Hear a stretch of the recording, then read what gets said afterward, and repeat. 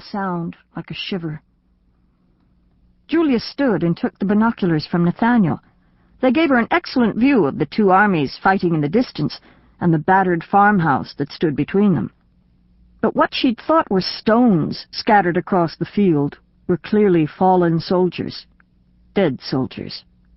She quickly looked away from them, pointing the glasses toward the horizon. A solid mass of gray marched forward into the clearing, bayonets glinting, crimson flags visible in the wavy heat. Then the binoculars slipped when the carriage lurched, and Julia fell backward against her seat. "Are you all right?" Uncle Joseph asked her. "I think so. Here, you can have these glasses back. What's wrong with the horses? Why are they acting this way?" They had grown increasingly restless, capering nervously in place, rocking the carriage. The Negro coachman pulled hard on the reins to hold them steady. "Sorry, miss," he said. "Must be some horses out there been hurt, making these ones upset." Julia had encountered few Negroes during her 19 years, and most of those had been viewed from a distance, former slaves who'd spoken at the abolition meetings she'd attended with Reverend Greene. There weren't any Negroes back home in her wealthy Philadelphia neighborhood, and she'd certainly never observed one as closely as this coachman. His skin was very black, glistening with sweat. It reminded her of black satin. "Yes, I can see some fallen horses," Uncle Joseph said, looking through the binoculars again. "A cavalry unit is fighting near Sudley Road." The carriage rocked as Nathaniel jumped down from it. He was tall and lanky, with the ruddy, freckled look of an overgrown schoolboy in a clerical collar. Julia climbed down to stand beside him. She wished he would take her hand and offer her comfort and reassurance, but he took no notice of her. She watched the steadily mounting activity on the distant battlefield, feeling as uneasy as the horses. They'd all been here since noon, 4 hours, and Julia had quickly grown restless. Like the congressman, she hated the sticky Virginia heat that pressed against her like too many sweaty bodies in a crowded bed. Beneath her bonnet, Julia's golden-brown hair had escaped from its hairpins, curling damply around her face. But after pleading to come along in the congressman's elegant landau to watch the battle, she hadn't dared complain when she'd grown hot and bored with the distant skirmish. She had tried to engage Nathaniel Greene in conversation. The minister was the real reason she had begged to join the group, but he seemed more interested in talking politics with the men than in conversing with her.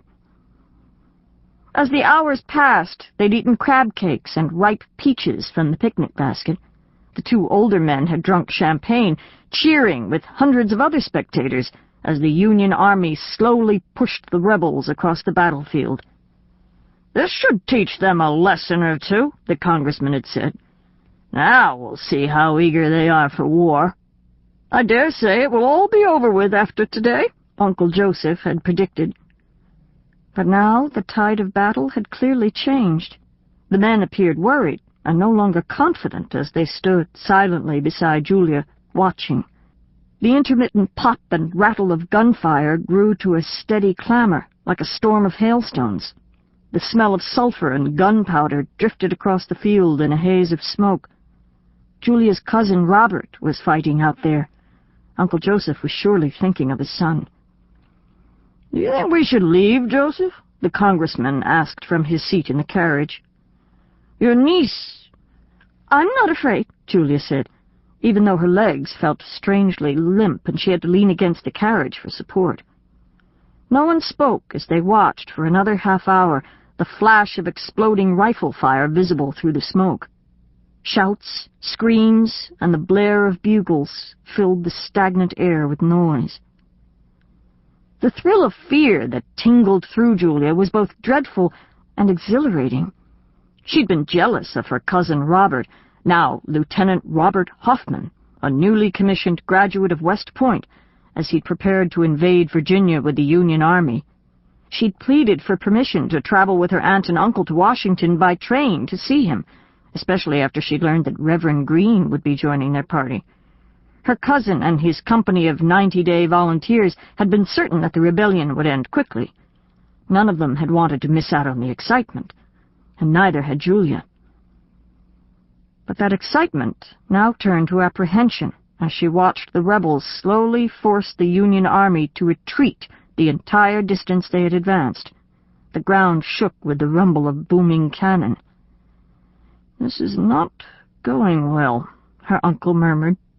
"Hold your line!" the congressman shouted to the distant troops. "Don't let them push you back!" But the blue-coated line gradually splintered and broke apart before the onslaught of gray. Union soldiers scattered as the field dissolved into chaos. "Dear God, our men are retreating," Uncle Joseph moaned.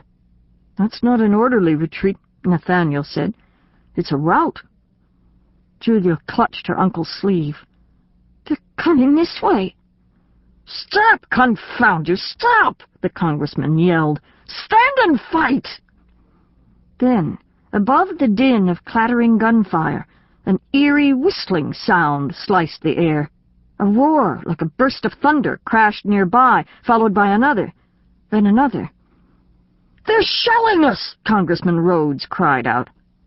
Nathaniel gripped Julia's arm. "Everyone into the carriage, quickly!" He propelled her up onto the seat, then helped her uncle. The congressman's face was pale behind a sheen of sweat. "Driver, let's go!" "Make haste!" he said. For a long moment the coachman didn't move, his eyes wide and very white against his dark face. "Hurry! Move!" the congressman shouted. "What are you waiting for?" The coachman finally turned around and snapped the reins. The horses, more than eager to run, lurched forward, throwing Julia backward against the seat. The carriage started down the rutted turnpike towards safety. But dozens of other carriages, coupes, and landaus bearing fleeing spectators already mobbed the road, slowing their progress. Julia turned around to watch the battle as the sounds of warfare grew unmistakably louder. Exploding cannon, volleys of gunfire, and the eerie, inhuman scream of the rebel yell. Congressman Rhodes suddenly stood, swaying in the jolting carriage, waving an empty champagne bottle at the retreating soldiers. "Stop! Go back! Stand and fight, you cowards!" His orders were lost in the tumult as troops sprinted across the fields toward the river, their panic made worse by the mad flight of everyone around them. "Please, sir, you'd better sit down," Nathaniel urged as the cannonading grew louder. "Those shells are falling much too close." "The rebels are probably trying to destroy the bridge across Bull Run," Uncle Joseph said. "Can't you go any faster, driver?" "I sure would like to do that, sir, but they all backed up ahead.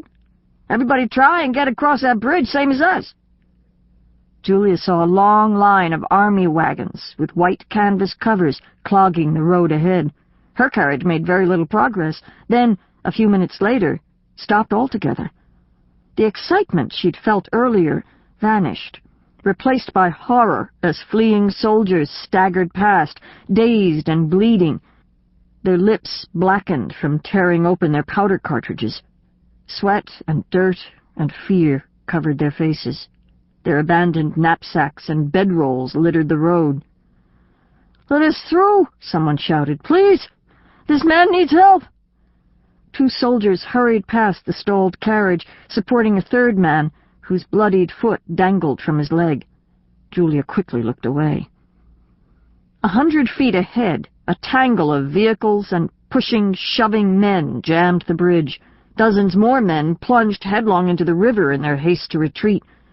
Then Julia heard the eerie whistling sound again, tearing the sky apart, roaring toward her like thunder. Her heart seemed to stand still. She was going to die. The shell slammed into the ground nearby, the powerful blast pulsing through her body and hurling her to the floor of the carriage. Julia felt the explosion at the same moment that she heard it. Her nerve endings prickled from the concussion as dirt and grass and tattered cloth rained down on her. Everything vanished from sight in a blinding cloud of smoke and dust. Above the ringing in her ears, she heard the terrible screams and moans of the wounded, and the driver's frantic shouts as he fought to restrain the rearing horses. She was still alive. "Are you all right?" Uncle Joseph asked.